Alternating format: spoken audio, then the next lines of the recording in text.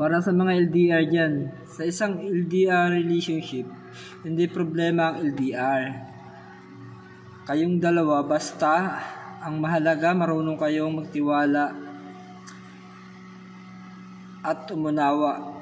Dahil lang isang relationship ay hindi binubuo ng 1,000 pangako, 1,000 I love you at 1,000 kondisyon. Ito ay pinagtibay ng dalawang taong nagmamahalan ng tapat, dahil sa bihira lang ang nakakasurvive sa LDR relationship.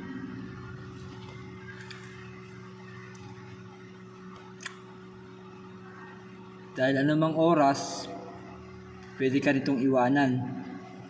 Pwede siyang mahulog sa iba kasi hindi mo hawak ang feelings niya. Kaya sa mga LDR dyan, relationship dyan, ito ang lagi niyong tatandaan. Hindi distansya ang batayan. Hindi rin distansya ang pumapatay at sumisira sa isang relationship, kundi ang kakulangan ng oras, tiwala at pagmamahal sa isa't isa.